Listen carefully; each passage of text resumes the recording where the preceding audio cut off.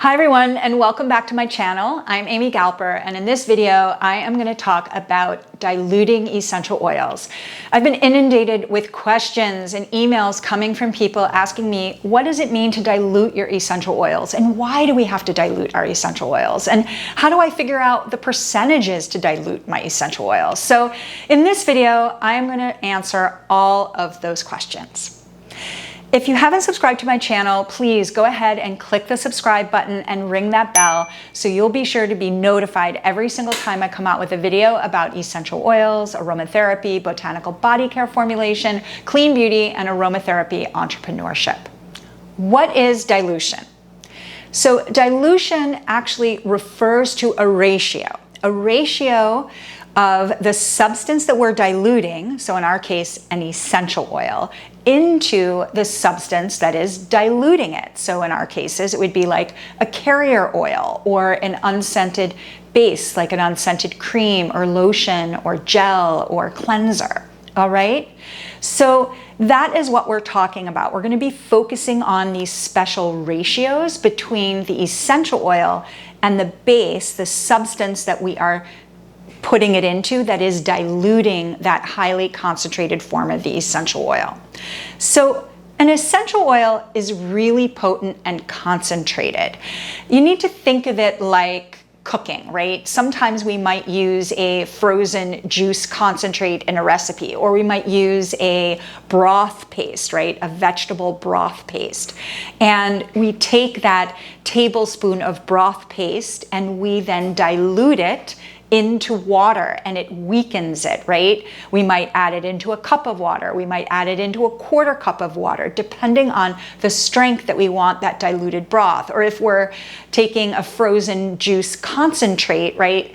Depending on how much water we put in it, it will affect the taste, right? Whether it becomes more palatable or maybe it just is safer for us to ingest. So we need to think of essential oils in that same way. Essential oils are highly concentrated, potent, aromatic liquid extracts. It takes hundreds of pounds, literally, to steam distill out the essential oil. Several years ago, I took a group of students on a trip, on a distillation trip, with a friend of mine at Phoebe Aromatics. Her link is below in the description. And we actually wild harvested plants in the forests outside of Sedona, Arizona. And in one instance, we had to collect over 100 pounds of Douglas fir needle just to yield only 4 ounces of the oil. And in cases of rose essential oil, you have to have over 50 different roses with all of their petals just to be able to yield 1 or 2 drops of rose oil. That is how highly concentrated an essential oil is. And that is why it's super important for us to dilute them down into another substance to make sure that they're safe on our skin and don't cause any adverse irritation or sensitization in any way. So the purpose of diluting an essential oil is to assure its safe usage when we apply them topically to our skin. Now, there is a whole range of different ratios in order to know which is the best one for which indication. And let me walk you through what those are right now. We will see dilution broken down into drops or these ratios of percentages. And I thought it would be a really good idea to explain to you how those drops actually translate to a percentage. So when you're reading like a DIY recipe or an aromatherapy book, or maybe yourself, you're a practicing aromatherapist and you want to understand the best amount of essential oil to use in your customized remedy that you're making for your client, here is a really easy breakdown to understand how the drops and the percentages actually make sense. Now, I will say this before I get into it, is that this is a pure approximation. That if you truly want to understand drops, we have to actually weigh them out. But we're not going to get that technical in this video right now. Instead, I'm going to show you a really simple way as you're making product at home to understand the drops and the percentages for dilution. So let's get into it. The first thing that you need to understand is that 1 milliliter, okay, 1 milliliter of essential oil approximately contains 20 drops, okay? So that would mean 20 drops of an essential oil is equivalent to 1 milliliter. And to put that in perspective for you, those of you who may not be familiar with milliliters, is that a teaspoon, right? 1 teaspoon, an American teaspoon, is equivalent to about 5 milliliters. That means a teaspoon of essential oil would approximately contain 100 drops of an essential oil. All right. Now, these are the numbers that we are going to base the percentages and the dilution rates that I am just about to explain to you. Now, I know from experience, sometimes depending on the molecular weight of each individual oil, it could go up as far as 150 drops. But for our intents and purposes of this video, and for you to understand dilution charts in general that are pretty much shared on the internet with all sorts of educators and teachers, is that we're going off the basis that 5 milliliters or a 5 milliliter bottle of essential oil is approximately equal to 100 drops. So what that means is that 1 ounce, okay, 1 ounce is equivalent to 30 milliliters. So what would that mean? That would mean we would take our 5 milliliters, which is approximately 100 drops, and we would times it by 6 to get 600 drops, right? Because 5 milliliters times 6 equals 30 milliliters, and 30 milliliters approximately equals 600 drops. All right? Now, if we were going to dilute our essential oil into 1 ounce of our carrier oil, how would we figure that out?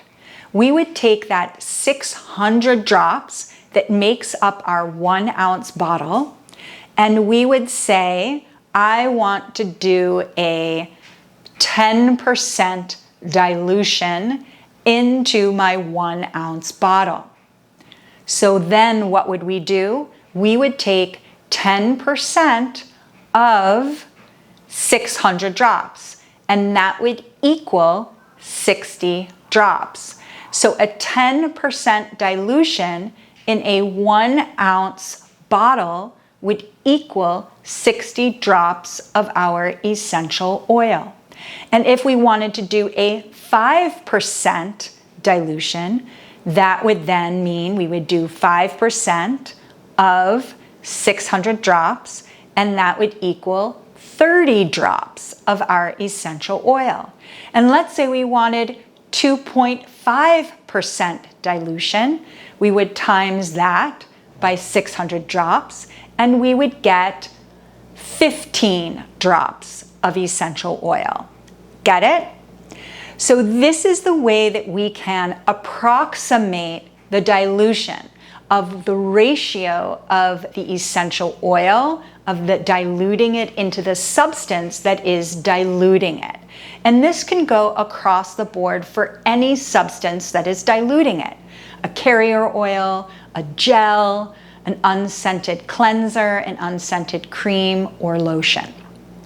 So then the next question is, how do I know which dilution to use? So here is a general rule of thumb about which dilutions are best, okay? So 0 to 0.5% dilution into 1 ounce of carrier is recommended from 6 months old to 18 months old of a child, okay? So that means to figure out how many drops, we would times 0.5% times 600, okay, to figure out how many drops. From the 0.5% dilution rate up to 1%, that is also recommended for children anywhere from 18 months old up to about 3 or 4, depending on the sensitivity of their skin. This range of dilution from 0.5% to 1% is also recommended for adults that have super sensitive skin or are super immune compromised, right? Their skin is just super tender and reactive. The next range of dilution is from 1% to 2.5%. To figure out those drops, we would times 1% times 600 drops, or 2.5% times 600 drops, to get the range of drops that we would use in a 1 ounce carrier.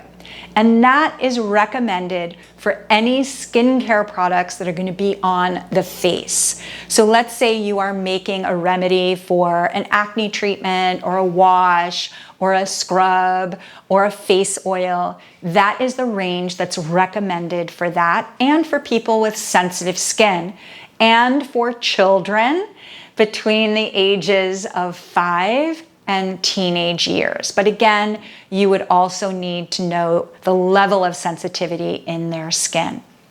From 2.5% up to 5% is always recommended in a healthy adult for the body and not for the face. And this means up to 30 drops of essential oil into a 1 ounce carrier. And then anything above 5% really should be done under the guidance of a certified aromatherapist, someone who doesn't have sensitive and reactive skin, and should only be used in a remedy that is meant to be used for an acute condition for a short period of time. So these are the dilution percentages that you can follow. I've also included them in the description below, so you can check that out. You might next be asking, well, how are those percentages determined, like for children and for sensitive skin, etc.? And I'll leave you with this. Here I have a few things that I think you should tick off on your checklist whenever you're using essential oils on yourself, on your friends, on your family, on your client, or in the products that you sell. Number 1, always check the age and the physical health of the person that will be receiving this aromatic remedy. Make sure that their skin isn't super sensitive. If it is, how reactive is it?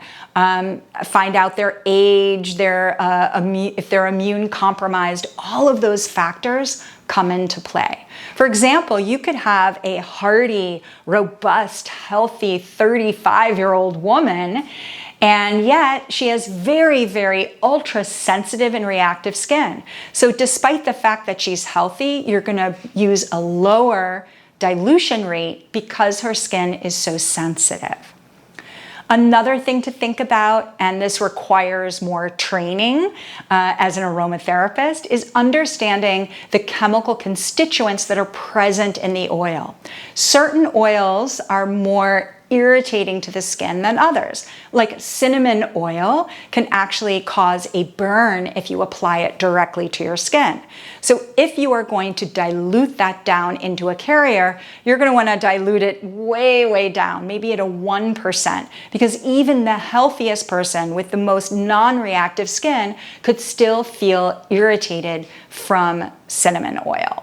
So understanding the chemical constituents in each essential oil is also going to determine and guide you about which dilution ratio you are going to use. And finally, you have to understand where on the body you are putting it, right? The face is much more sensitive than our arms or our legs. Our bellies, our underarms, right? Certain areas on the body are just naturally more sensitive. And so they would need to have a much lower dilution ratio. Make sense?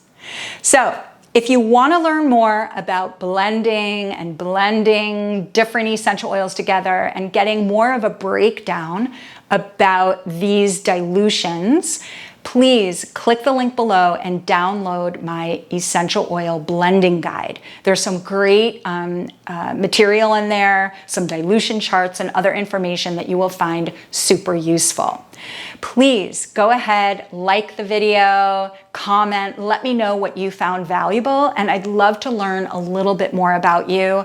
And if you're blending essential oils, if this has helped you better understand how to dilute essential oils. So let me know in the comments below. Anyway, thanks for watching, and I'll look forward to seeing you in the next video.